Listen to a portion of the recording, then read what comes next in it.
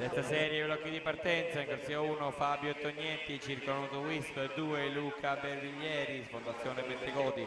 3 Pier Giulio Roberto Bressanti, Veneto, 4 Lorenzo Menigaldo, Idros,